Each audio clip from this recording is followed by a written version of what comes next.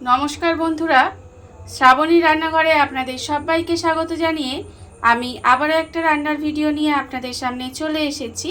আজকের আমি আপনাদের পাকা আমের ভাপা দই বানিয়ে দেখাবো। আশা করি আপনাদের ভালো লাগবে। তার জন্য কিন্তু আমার পুরো ভিডিওটা আপনাদের দেখতে হবে।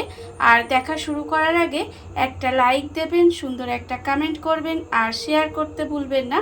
তাহলে চলুন আজকের আমি এই পাকা আমের ভাপা দইটা কিভাবে বানাই সেটা আপনারা একবার দেখে নিন। ভাপা দইটা বানানোর জন্য প্রথমে আমি এখানে দেখুন একটা ছাঁকুনি নিয়ে নিয়েছি, আর ছাঁকুনির মধ্যে কিন্তু একটা পরিষ্কার সাদা কাপড় নিয়ে নিয়েছি। আর এখানে দেখুন আমি রেখেছি 500 গ্রাম মতো টক দই। সেই টক দইটা কিন্তু আমি প্রথমে এইভাবে ছাঁকুনির মধ্যে দিয়ে জলটাকে কিন্তু খুব ভালোভাবে ঝারিয়ে নেব। জলটা কিন্তু আমাকে প্রথমে খুব ভালোভাবে ঝারিয়ে নিতে হবে। আর আমি ভিডিও শুরুতে আপনাদের একটা কথাই বলবো যে প্লিজ আমার ভিডিওটা আপনারা টেনে টেনে দেখবেন না, পুরো ভিডিওটা দেখুন, আশা করি আপনাদের ভালো লাগবে। দেখুন আমি কিন্তু প্রথমে এইভাবে দই থেকে জলটা ঝরিয়ে নেব। দইটা আমি এখানে দেখুন 10 মিনিট কিন্তু এইভাবে ছাঁকুনির মধ্যে রেখে দেব। এর ফলে কিন্তু দই থেকে পুরো জলটা বেরিয়ে যাবে। এটা আমি যতক্ষণে জলটা ভালোভাবে ঝারিয়ে নিচ্ছি ততক্ষণ দেখুন আমি এখানে রেখেছি দুটো মাঝারি সাইজের পাকা মিষ্টি আম। এখানে কিন্তু আমার পাকা মিষ্টি আমই লাগবে। এইবারে দেখুন পাকা আমের শাঁসটা কিন্তু আমি এখানে বের করে রেখেছি। এবারে একটা মিক্সি নিয়ে নিয়েছি, মিক্সির মধ্যে কিন্তু এই পাকা আমের শাঁসটা দিয়ে দিলাম। আর আমি দেব এর মধ্যে দেখুন চিনি। এখানে আমি 500 গ্রাম টক দই নিয়েছি, তার জন্য এখানে প্রায় 100 গ্রাম মতো চিনি দিয়ে দিলাম। 100 গ্রামের একটু বেশি চিনি আছে, আপনারা কতটা মিষ্টি খাবেন সেটা বুঝে কিন্তু চিনিটা দেবেন, তাই চিনির প্রপার মাপটা আমি আপনাদের বলে দিলাম না। দেখুন আমটা আমার এখানে মিষ্টি, সেই জন্য কিন্তু আমি 100 গ্রামের একটু বেশি চিনি দিয়েছি। এইবারে এটা কিন্তু আমি খুব ভালোভাবে পেস্ট করে নেব। আর এই দইটা বানানোর সময় কিন্তু অবশ্যই আপনারা মিষ্টি আমটা নেবার চেষ্টা করবেন, তাহলে কিন্তু এটা খেতে বেশি ভালো লাগবে। দেখুন এবারে আমি এই আমটাকে প্রথমে পেস্ট করে নেব। আমের পেস্টটা দেখুন আমি কিন্তু এখানে রেডি করে নিয়েছি। আর এর মধ্যে কিন্তু আমি কোনো রকম জল ব্যবহার করিনি, শুধু আম আর চিনি দিয়ে আমি কিন্তু পেস্টটা রেডি করে নিয়েছি। দেখুন এবারে এটাকে আমি আলাদা করে রেখে দেব। আর অন্যদিকে কিন্তু যে দইটা আমি এখানে জল ঝরতে দিয়েছিলাম সেই দইটা থেকেও কিন্তু জলটা পুরো ঝরে গেছে। এবারে আমি একটা বাটি নিয়ে নিয়েছি, নিয়ে এবার এই দইটা প্রথমে বাটির মধ্যে নিয়ে নেব। দইটা থেকে জলটা ঝারিয়ে আমি দেখুন একটা বাটির মধ্যে ঢেলে নিয়েছি। এবারে কিন্তু আমি এর মধ্যে দিয়ে দেব যে আমটা আমি এখানে পেস্ট করে রেখেছিলাম, সেই আমের পেস্টটা কিন্তু আমি এর মধ্যে নিয়ে নেব। দেখুন আমের পেস্টটা কিন্তু প্রথমে এর মধ্যে নিয়ে নিতে হবে, নিয়ে খুব ভালোভাবে মিশিয়ে নিতে হবে। এটা কিন্তু খুব ভালোভাবে মিশিয়ে নিতে হবে, মিশিয়ে একদম স্মুথ একটা ক্রিমের মতো তৈরি করে নিতে হবে। দেখুন এটা কিন্তু খুব ভালোভাবে আমি এইভাবে মিশিয়ে নেব, একটু সময় নিয়ে দেখবেন এইভাবে মেশাতে মেশাতে একদম সুন্দরভাবে কিন্তু এটা মিশে যাবে। আর এটা কিন্তু এইভাবেই একটু সময় নিয়ে আপনারা করে নেবেন, দেখবেন এটা কিন্তু একেবারে সুন্দরভাবে মিশে যাবে। আর এটা আমি মিশিয়ে তারপরে আবারও আপনাদের কাছে ফিরে আসছি।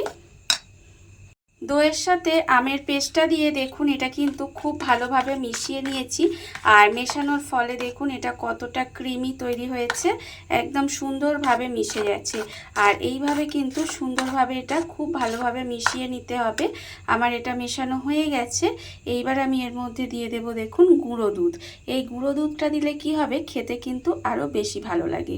এখানে আমি প্রায় এইরকম একটা ছোট বাটির 1 বাটি গুঁড়ো দুধ দিয়ে দিলাম, দিয়ে আবারও কিন্তু এটা খুব ভালোভাবে একটু মিশিয়ে নেব। এটা কিন্তু আবারও একটু সময় নিয়ে মিশিয়ে নিতে হবে, মিশিয়ে নিলে দেখবেন একদম কিন্তু সুন্দরভাবে মিশে যাবে। আর এটা কিন্তু এইভাবেই একটু মিশিয়ে নেব। আর আপনারা তো পাকা আম দিয়ে অনেক রকম রেসিপি খেয়েছেন, এইভাবে একবার পাকা আমের ভাপা দই বানিয়ে খেয়ে দেখবেন, খেতে কিন্তু অসাধারণ লাগে। দেখুন এইভাবে কিন্তু আমি একটু খুব ভালোভাবে আবারও মিশিয়ে নেব। গুঁড়ো দুধটা দিয়েও কিন্তু আমি এখানে খুব ভালোভাবে মিশিয়ে নিয়েছি, আপনারা দেখতেই পাচ্ছেন। আর এটা সুন্দরভাবে একেবারে মিশিয়ে নিতে হবে। আর এটা কিন্তু আমার মিশেও গেছে। এইবারে আমি একটা টিফিন বক্স নিয়ে নিয়েছি। দেখুন টিফিন বক্সের মধ্যে এই যেটা ব্যাটার মানে আমি এটা রেডি করে রেখেছি, এটা কিন্তু আমি এর মধ্যে ঢেলে নেব। দেখুন এটা কিন্তু এর মধ্যে ভালোভাবে ঢেলে নিতে হবে। প্রথমে দইটা আমি এখানে দেখুন টিফিন বক্সের মধ্যে ঢেলে নিয়েছি। এইবারে আমি এর উপরে ঢাকাটা লাগিয়ে দেব। ঢাকাটা কিন্তু এখানে লাগিয়ে দিলাম। আর এখানে দেখুন আমি কিন্তু গ্যাসটা অন করে একটা কড়া বসিয়ে দিয়েছি। এইবারে আমি কড়ার মধ্যে দিয়ে দেব, দেখুন এখানে আমি দেব একটা স্ট্যান্ড। কড়ার মধ্যে কিন্তু আমি এখানে স্ট্যান্ড দিয়ে দিলাম। এইবারে আমি স্ট্যান্ডের মধ্যে টিফিন বক্সটা বসিয়ে দেব। বসিয়ে দিয়ে এইভাবে কিন্তু ঢাকা দিয়ে 10 মিনিট মতো রান্না হতে দেব। এইভাবে কিন্তু 10 মিনিট মতো ঢাকা দিয়ে 10 থেকে 15 মিনিট মতো এইভাবে ঢাকা দিয়ে রান্না হলে দেখবেন এটা কিন্তু দইটা একেবারে সুন্দরভাবে রান্না হয়ে যাবে। আমি কিন্তু এই সময় গ্যাসটা একটু লোতে দিয়ে রাখবো, রেখে এইভাবে 10 থেকে 15 মিনিট হতে দেব। দইটা আমি এখানে দেখুন 15 মিনিট মতো ভাপে দিয়েছিলাম, তারপরে কিন্তু গ্যাসটা অফ করে দিয়েছি। আর অফ করে কিন্তু এটা একটু ঠান্ডাও করে নিয়েছি। এইবারে আমি এটা খুলে আপনাদের দেখাবো ঠিক কেমন হলো। দেখুন এটা কিন্তু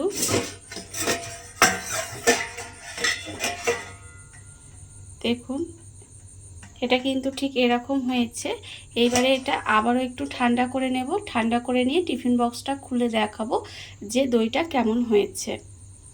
দেখুন বন্ধুরা, দইয়ের ঢাকাটা কিন্তু আমি এখানে খুলে নিয়েছি একটু ঠান্ডা করে, আপনারা দেখতেই পাচ্ছেন। আর দেখুন দইটা কত সুন্দর হয়েছে। আর এটা কিন্তু আপনারা একেবারে ঠান্ডা করে নেবেন। ঠান্ডা করে নিয়ে তারপরে ফ্রিজে রাখবেন। ফ্রিজে রেখে তারপরে কিন্তু খেয়ে দেখবেন, খেতে কত সুন্দর লাগে। দেখুন রান্না কিন্তু আমার একেবারে রেডি হয়ে গেছে, আপনারা দেখতেই পেলেন। আর এটা দেখলেন কত কম সময় এবং কম উপকরণ দিয়ে এটা তৈরি হয়ে গেল। আর এই ভিডিওটা যদি আপনাদের ভালো লেগে থাকে, আপনারা যদি ফেসবুক থেকে দেখে থাকেন পেজটি ফলো করে দেওয়ার অনুরোধ রইল। আর যদি ইউটিউব থেকে দেখে থাকেন চ্যানেলটি সাবস্ক্রাইব করে নেওয়ার অনুরোধ রইল। তাহলে চলুন ভিডিওটা আমি এখানেই শেষ করছি। আপনারা সবাই ভালো থাকবেন, সুস্থ থাকবেন। আবারও হাজির হব নতুন কোনো রান্না নিয়ে।